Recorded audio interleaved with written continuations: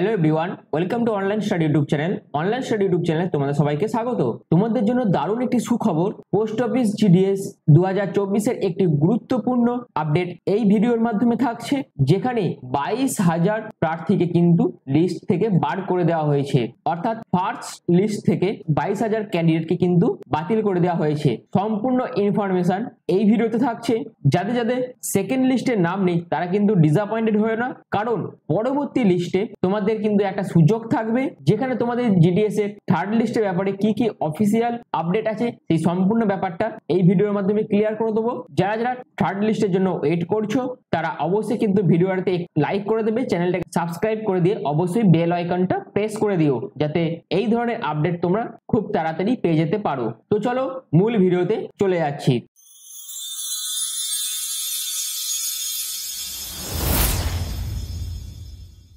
তো আমি slide open করে নিয়েছি। তো দেখো, তোমাদের যাদের যাদের সেকেন্ড লিস্টে কিন্তু নাম আছে, তোমরা অনেকেই কমেন্টে জানিয়েছো যে তাদের এখনো এসএমএস আসেনি এবং মেলও কিন্তু ঢোকেনি। তাদের বলবো তারা একটু ধৈর্য ধরো, তাদের কিন্তু মেল এবং এসএমএস চলে আসবে, কারণ তোমাদের 3rd অক্টোবর, সেটা এখনো পর্যন্ত অনেকটা সময় আছে তোমাদের ডকুমেন্ট ভেরিফিকেশনের জন্য। তার অনেক আগে কিন্তু তোমাদের মেল এবং এসএমএস দুটোই চলে আসবে। এবার আসে তোমাদের যাদের সেকেন্ড লিস্টে নাম এসেছে তাদের ডকুমেন্ট ভেরিফিকেশনের জন্য যে সমস্ত ডকুমেন্টস গুলো প্রয়োজন আছে সেইগুলো সম্বন্ধে এই চ্যানেলের মাধ্যমে ডিটেলস ভিডিও করা আছে, তোমরা চ্যানেলে ভিজিট করে সেটা দেখে নিতে পারো। আর তারপরেও যদি তোমাদের কোনো কোয়ারি থেকে থাকে তোমরা অবশ্যই কমেন্ট সেকশনে কমেন্ট করবে। তো চলো, এরপর তোমাদের আরো কি কি ইনফরমেশন আছে সেই ইনফরমেশন রিলেটেড সেগুলোর জন্য চলে যাচ্ছে নেক্সট স্লাইডে। তো দেখো, তোমাদের সেকেন্ড লিস্ট কবে প্রকাশিত হয়েছে, সেটা 17 সেপ্টেম্বর 2024 তোমাদের সেকেন্ড লিস্ট প্রকাশিত হয়েছে, এবং এই সেকেন্ড লিস্টে যাদের নাম এসেছে তাদের কিন্তু ডকুমেন্ট ভেরিফিকেশনের ডেট হচ্ছে 3rd অক্টোবর 2024। আর এই যে লিস্টটা আছে এইটা হচ্ছে তোমাদের সেকেন্ড লিস্টে বিভিন্ন স্টেটে যে সমস্ত মেরিট লিস্ট বেরিয়েছে সেই মেরিট লিস্ট অনুযায়ী তোমাদের সেই সমস্ত স্টেটে কতজনাকার সেকেন্ড মেরিট লিস্টে নাম এসে তার একটা তালিকা। যেমন অন্ধ্রপ্রদেশে দেখো তোমাদের সেকেন্ড লিস্টে 664 জনাকার নাম এসছে, আসামে 513 জনের নাম এসছে, দিল্লির ক্ষেত্রে 21 জনাকার নাম এসছে, গুজরাটে তুমি দেখো 777 জনাকার সেকেন্ড লিস্টে নাম পাবলিশ হয়েছে, ওড়িশাতে 1063 জনের কিন্তু নাম এসছে, পাঞ্জাব সার্কেলে 191 জনকার নাম এসছে, কর্ণাটকাতে 866 জনকার নাম এসছে, কেরালাতে 1467 জনকার নাম এসছে, মহারাষ্ট্রে 1662 জনকার নাম এসছে, আবার তামিলনাড়ুতে 1920 জনকার নাম এসছে, তেলেঙ্গানাতে 468 জনকার নাম এসছে। এবার আসি ওয়েস্ট বেঙ্গল। ওয়েস্ট বেঙ্গলে তোমার সেকেন্ড লিস্টে কিন্তু 998 জনকার নাম এসছে। এবার বিহারে 2118 জনকার নাম এসছে সেকেন্ড লিস্টে, হিমাচল প্রদেশে 238 জনকার সেকেন্ড লিস্টে নাম এসছে, ঝাড়খণ্ডে 1179 জনকার নাম এসছে, মধ্যপ্রদেশে তুমি যদি দেখো 1949 জনকার নাম এসছে, এবং নর্থ ইস্ট থেকে যারা যারা দেখছো এই ভিডিওটা তারা জেনে রাখো তাদের সেকেন্ড লিস্টে কিন্তু 1167 জনকার কিন্তু নাম এসছে, এবং রাজস্থানের ক্ষেত্রে 1149 জনকার নাম এসছে, উত্তরাখণ্ড স্টেটে কিন্তু 435 জনকার সেকেন্ড লিস্টে নাম এসছে, এবং উত্তরপ্রদেশ থেকে 2978 জনকার কিন্তু নাম এসছে। আর তোমাদের টোটাল মেরিট লিস্টে নাম এসছে 22,415 জনাকার কিন্তু টোটাল তোমাদের এই সেকেন্ড লিস্টে নাম এসছে। এই যে 22,415 জনাকার নাম সেকেন্ড লিস্টে এসছে, অর্থাৎ ফার্স্ট লিস্ট থেকে কিন্তু এই 22,000 জনাকার নাম কিন্তু কাটা গেছে। তো তোমরা বুঝতে পারলে, যদি না কাটা যেত তাহলে তো এই 22,000 নাম আসতো না, কাটা গেছে বলেই এই 22,000 নাম তাদের সেকেন্ড লিস্টে এসছে। অর্থাৎ 50% মতো ক্যান্ডিডেটরা কিন্তু এই পরবর্তী যে লিস্টটা বেরিয়েছে সেকেন্ড লিস্টে কিন্তু সুযোগ পেয়েছে। অর্থাৎ এইখান থেকে তোমাদের পরিষ্কার যে পরবর্তী যেসব লিস্টগুলো বেরোবে সেই লিস্টে কিন্তু নেক্সট যারা ক্যান্ডিডেট আছে তাদের কিন্তু সুযোগ আছে। এবার দেখো, তোমাদের এবারে জিডিএস রিক্রুটমেন্ট 2024-এ টোটাল শূন্য পদ কত আছে? 44,228টি মতন পদ কিন্তু শূন্য পদ আছে, যেখানে 62 লাখ ক্যান্ডিডেট কিন্তু তোমাদের অনলাইনে যে ফর্ম ফিল আপ হয়েছিল সেখানে ফর্মটা ফিল আপ করেছিল কত সংখ্যক স্টুডেন্ট না 62 লাখ ক্যান্ডিডেট কিন্তু ফর্মটা ফিল আপ করেছিল। এর মধ্যে থার্ড লিস্টে যাদের নাম আসবে তাদের মধ্যে বেশিরভাগটাই জেনুইন ক্যান্ডিডেট আসবে, এবং এর মধ্যেও যারা ফেক ক্যান্ডিডেট থাকবে তাদের কিন্তু নাম কাটা যাবে। এরপর তোমাদের ফার্স্ট লিস্টটা বেরিয়ে গেছে, সেকেন্ড লিস্ট বেরিয়ে গেছে, এবং তোমাদের এবার থার্ড লিস্টের জন্য তোমরা অপেক্ষা করছো।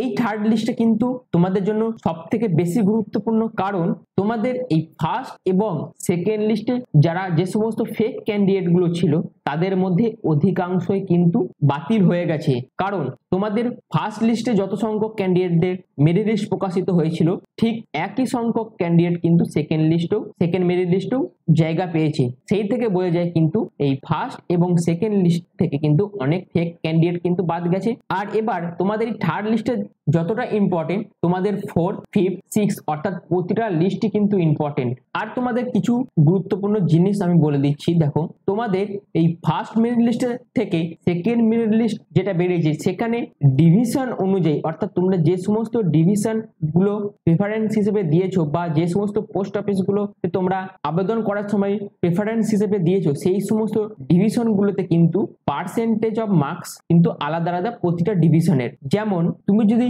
আসানসোল ডিভিশনে অ্যাপ্লাই করে থাকো সেখানে দেখবে ইউআরএ একটি পোস্ট অফিস থেকে 97 চান্স পাচ্ছে, আবার সেই আসানসোল ডিভিশনারি আরেকটি পোস্ট অফিস থেকে 96 চান্স পেয়ে যাচ্ছে। অর্থাৎ কোনো পোস্ট অফিসে 1% ডিফারেন্স হয়েছে, কোনো পোস্ট অফিসে 3% ডিফারেন্স হচ্ছে, কোনো পোস্ট অফিসে 2% ডিফারেন্স, আবার কোনো পোস্ট অফিসে 1.20%-এরও ডিফারেন্স কিন্তু হয়েছে ফার্স্ট লিস্ট থেকে সেকেন্ড লিস্টে। অর্থাৎ এটা থেকে বোঝা যায় তোমরা যখন ফর্মটা ফিল আপ করছিলে সেই ফর্মটা ফিল আপ করার সময় তোমরা কোন ডিভিশনে অ্যাপ্লাই করেছো এবং সেই ডিভিশনে তোমরা এবিপিএম পোস্টটাকে আগে রেখেছো না বিপিএম পোস্টটাকে আগে রেখেছো তার উপরও কিন্তু তোমাদের ডিপেন্ড করছে যে তোমাদের মেরিট লিস্টে নাম আসবে কি আসবে না। আর একটা কথা বলে রাখি, যেহেতু তোমাদের ফার্স্ট লিস্ট থেকে সেকেন্ড লিস্টে 50% ক্যান্ডিডেটকে বাতিল করে দেওয়া হয়েছে, সেক্ষেত্রে ধরা যেতেই পারে যে থার্ড লিস্টে তোমাদের এখনো যারা ওয়েট করছো তাদের কিন্তু নাম আসতেই পারে। এর পরবর্তী তোমাদের আর একটা গুরুত্বপূর্ণ আপডেট আমি দিয়ে দিচ্ছি,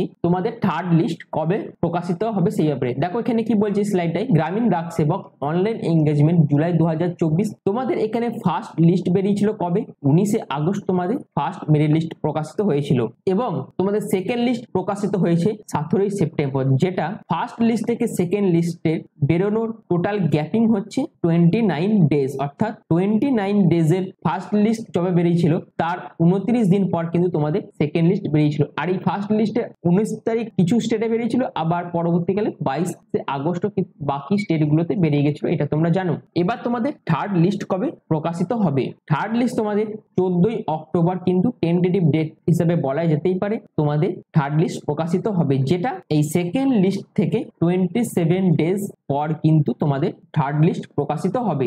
অর্থাৎ এই 14 অক্টোবরের মধ্যে কিন্তু সব থেকে বেশি সম্ভাবনা আছে তোমাদের থার্ড লিস্টটা প্রকাশিত হয়ে যাবার। তোমাদের সেকেন্ড লিস্টে যে 22,415 জনাকার নাম এসছে, সেই 22,415 জনাকার সিলেক্ট হয়েছে বলেই তো তাদের নামটা এসছে, কারণ তারা যে ডিভিশন গুলোতে আবেদন করেছে সেই ডিভিশনের যে কাট অফ উঠেছে সেই কাট অফটা তারা ক্র্যাক করেছে, তাই তাদের নাম এসছে। এবং তোমরা যদি ফার্স্ট মেরিট লিস্টে দেখো সেখানেও কিন্তু 20,000 প্লাস কিন্তু ক্যান্ডিডেটদের কিন্তু নাম এসছিল।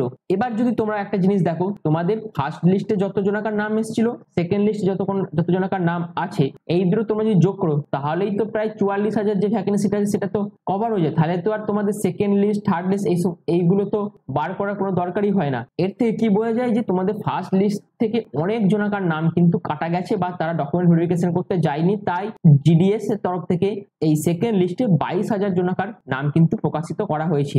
এরপর তোমরা দেখবে থার্ড লিস্টেও একই রকম ভাবে অনেক ক্যান্ডিডেটদের কিন্তু নাম আসবে, যেমন হবে তোমাদের সেকেন্ড লিস্টে এসছে। তো আশা করব তোমাদের থার্ড লিস্টে অনেক জনাকারই নাম আসবে। আর যারা আর এই ভিডিওগুলো যারা দেখছো তাদের যদি সেকেন্ড লিস্টে নাম এসে থাকে তারা অবশ্যই কমেন্ট সেকশনে বলবে এবং তোমরা কোন ডিভিশনে আবেদন করেছো সেটাও কিন্তু কমেন্ট সেকশনে জানাবে। তো আজকের ভিডিওটা এই পর্যন্ত। যদি এই ভিডিওটা ভালো লেগে থাকে, যদি এই ইনফরমেশনটা তোমাদের ইম্পর্টেন্ট মনে হয়, তাহলে অবশ্যই অনলাইন স্টাডি ইউটিউব চ্যানেলটিকে সাবস্ক্রাইব করে পাশে থাকা বেল আইকনটি অল করে দিও, যাতে পোস্ট অফিস থেকে আরম্ভ করে রেল থেকে আরম্ভ করে বিভিন্ন গভর্নমেন্ট জব রিলেটেড যে কোনো আপডেট তোমরা সবার আগে পেতে পারো। তো এখনের মতন এইটুকুই। পুরো ভিডিওটা প্রথম থেকে শেষ পর্যন্ত দেখার জন্য তোমাদের অসংখ্য ধন্যবাদ।